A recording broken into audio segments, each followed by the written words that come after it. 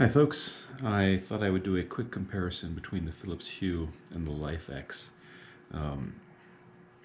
I've recently updated my house with the smart lighting, and I had the luxury, I guess, of upgrading my house, and this stuff is expensive, and there's not really a good comparison out there of these two, so I thought having done it, I'd share my thoughts.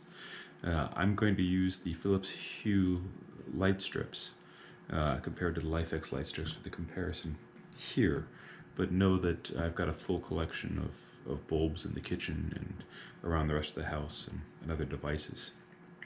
So it's not just the light strips, but I thought the light strips maybe illustrated the best approach from the companies in terms of the different in which they do things. And that'll translate into the bulbs, which look very similar. All right, so the first thing I'm going to point out between the Philips and the Philips Hue, I should say, and the Lifx is the philosophy on how they build their strips. All right, so over here, you can see side by side the Philips, which are slightly larger, ever so slightly larger than the Lifx. There are more LEDs per inch on the Lifx than there are on the Philips. And this results in more brightness. And you can actually see that listed here on the box at 2100 lumens compared to the, I think it's 1600 on the Philips here. However, what I'm going to say is that brightness isn't always a good thing because some of it's too bright to look at. But the other thing I'm going to point out is the approach on the LEDs. You're going to notice these LEDs are radically different. And the color quality and consistency they put out is also radically different. I prefer the light from the Philips Hue. I actually have a color spectrum meter that I use for photography, so I could tell what daylight is and other kinds of things, and I've measured these, and I can tell you that the Philips produces very accurate daylight colors and then very other natural colors, whereas the Lifx ones have a magenta shift to them. And if you're color sensitive with your vision, this is probably going to bother you, a lot. So the Philips, I think, philosophically, they've taken an approach to say it's going to be rock solid, it's going to work with everything, and it's just going to perform for years. Whereas the Lifx philosophically has gone for a little bit more flash. The lights are more fun. They have more movements and functions, for example. You can break them into colors around the strip. The Philips, all one color for the entire strip, no matter how long it is. The Lifx, you can break it into sections and light it up by section and program it and paint it. So a lot more fun that way. But again, kind of looking at this, you can see that this is a brand new strip, and attention to detail here, it's not quite mounted right. Whereas the Philips, you're not going to find those kind of defects. Let's talk about the extension. So I have here two strips that are both extensions, and if I come to the end, what you'll find is that the extension for the Lifx, all of them simply plug in with a very little break in terms of the lighting, whereas the Philips uses a multi-inch cord that's very easily bent for mounting and what have you. This lets you go around corners, if you will, but it does leave a gap in terms of the lighting. It's a little longer than the normal gap. I don't think it's really noticeable when you deploy it, but it's something worth saying, and you can see from both ends here, it just plugs in very easily. So they both use 3M tape, so there's no real difference there. Although again, slight difference in terms of mounting if you're going to use the plastic or are you going to put them in rails. Okay, on to the next bit, software and stability. So if we look at the power supplies, the Lifx has a big old wall wart plus a Wi-Fi dongle, and the Philips Hue also has a wall wart, which you can see is slightly larger, and a dongle, but the dongle is not Wi-Fi. It comes with its own hub as well.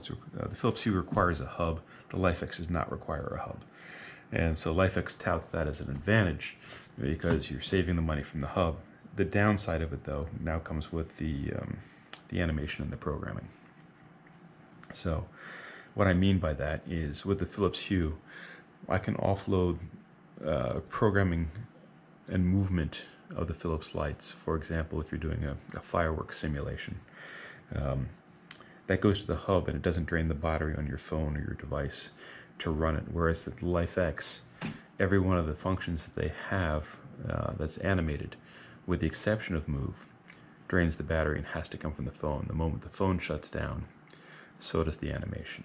So the lack of the hub for them really means that they can't offload that. Now, in fairness, they say they're working on a cloud solution. Whether that ever materializes or not, I don't know.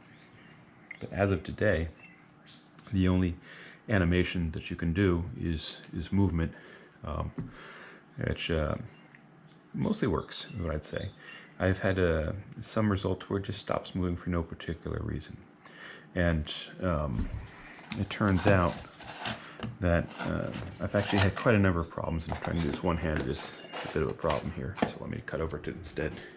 A deployment on my wall. There's a little tiny reset button right here. And I've had to use that on this particular set of lights about 3 or 4 times in the space of 2 weeks. I have a beam, a Lifx beam through here, which is a very neat light, but it has cut off on me a couple of times and just freaked out. And had to reboot it. It's basically with that button. And likewise, on the light strips themselves, when you plug them in, you may experience that they don't all light up and you have to reboot it. So it's not clear to me that the Wi-Fi approach, at least in my house, has been the most stable. I do have a lot of Wi-Fi devices, from not just the lights, but picture frames and speakers and wireless speakers. And of course devices, lots and lots of devices in the house. So if you've got congestion, maybe that's something to think about. The Philips Hue, I guess, uses the Z-Wave or something similar to that. I forget the ZB, excuse me. So it's a different protocol and a different Wi-Fi spectrum. So net. If you're looking to customize and paint with the light, if you're the kind of person who's going to say, I need red exactly in that spot and yellow exactly in that spot on the same strip, you're probably going to enjoy the Lifx a lot more. If, on the other hand, you're going to set up the lights and just change the mood, maybe it's, for parties or whatever else, you're going to enjoy the Philips Hue a lot more, I think. They're both about the same price. You can get them on sale. But for me, the Philips Hue, I think, wins out because it's stable. I don't have to mess with it. I don't have to worry about it. I've had it in the house for a month, and I haven't had to reboot a single one of them.